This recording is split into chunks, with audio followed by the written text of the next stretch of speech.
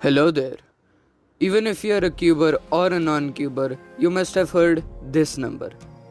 Approximately 43 quintillion. If you don't know, this number is the number of possible combinations for a standard 3 by 3 cube. Yup, this number is big.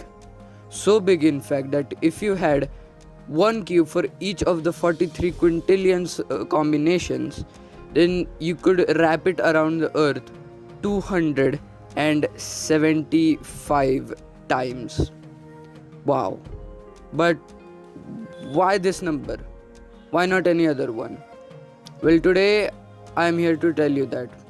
I know that G3 cubing, Jperm and numberphile have made a video on this, but I want to tell it in my own way. So without any further ado, let's get started.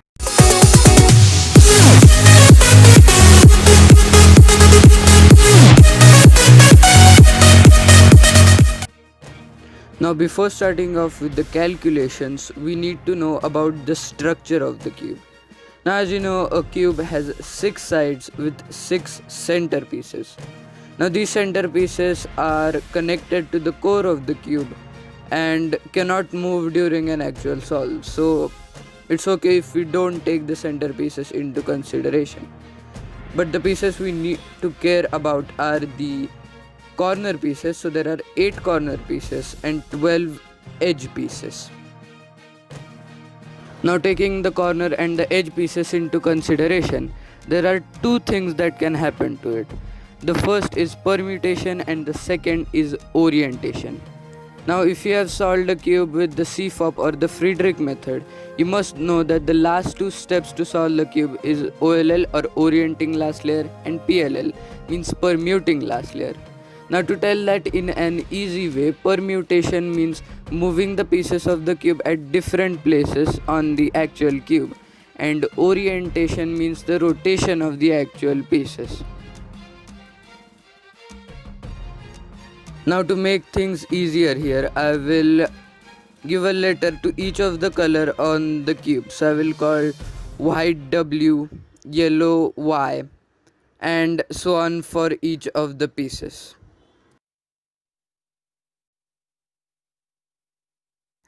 So let's start with the edge permutation value. Okay, so as I've told you that there are 12 slots for any edge piece on a 3 by 3 cube. Now instead of representing these 12 slots in a form of a cube, I will represent it like this, which would be easier to understand. Okay, so the first YB edge piece can be at any of the 12 slots, so it could be at the first, at the second, so on. The next one could be at any of the 11, so we would keep it at the 11th place, and so on. The next one would be at the 10th, then the 9th, and the last one finally can be at only one place, so we will keep it at 1. So finally, to find out all the permutations for an edge piece, we have to multiply all of these values. So we have to multiply 12 into 11 into 10 into 9 into 8 and so on up till 1. So now instead of writing this every time, there is a special case for the multiplication of this kind of arithmetic progression. Now that is called as factorial. Now we will call this as 12 factorial, which would be our edge permutation value. Next, with the corner permutation, it will be just like the edges. The only difference is that instead of the 12 slots, there will be only 8 slots. So just like the edge permutation, the first corner piece can be at any of the 8 places, so we'll keep it at 8. The next one could be at any of the 7 places, so we'll keep it at 7, and so on and so forth for each of the 8 corner pieces. Now to find out the corner permutation value, we have to multiply all of these values. So 8 into 7 into 6 into 5 into 4 into 3 into 2 into 1. Now just like the edges, this will be called as 8 factorial, which is our corner permutation value. Next, with the edge orientation, So edge has two sides, that is there are two colors on one edge piece. So the value of the orientation of each edge piece will be 2, and there are a total of 12 edge pieces. So to find out the total orientation value of the edges, we have to multiply 2 by itself 12 times. So in an exponential form it will be called as 2 to the power of 12. But there is a slight problem. It is that this case where only one edge is flipped over is impossible. This case will never come up during an actual solve. So now there is only one case out of the 12 which is impossible. So now the value of the edge orientation will be 2 to the power of 11, which is our edge orientation value. Now talking about the corner orientation, a normal corner piece has 3 sides, so the value of each corner piece will be 3, and there are a total of 8 corner pieces. So just like the edges, we have to multiply 3 by itself 8 times.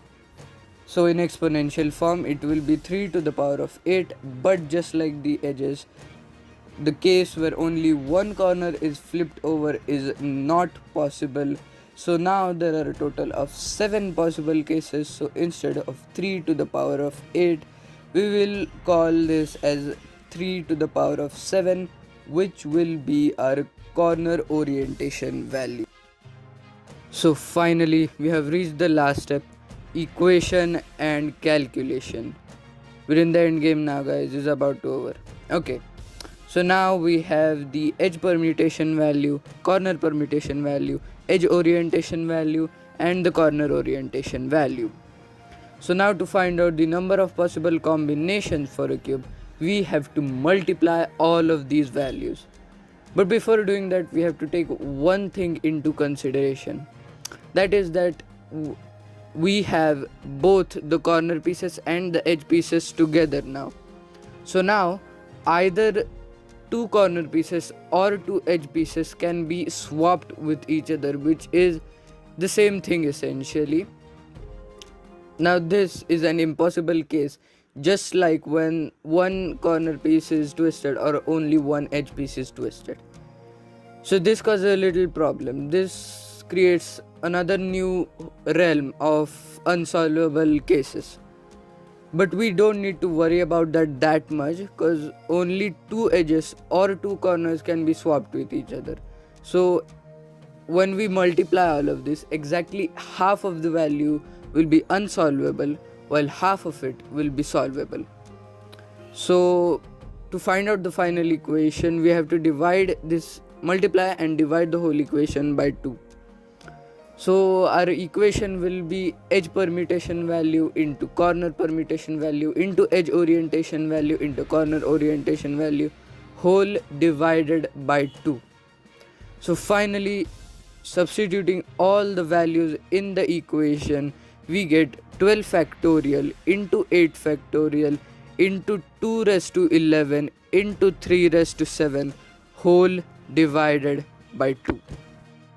Now there are a ton of different ways to calculate this value. The first thing I did is I took out my phone and calculated it on my phone, and I got this value, which is equal to 43 quintillion.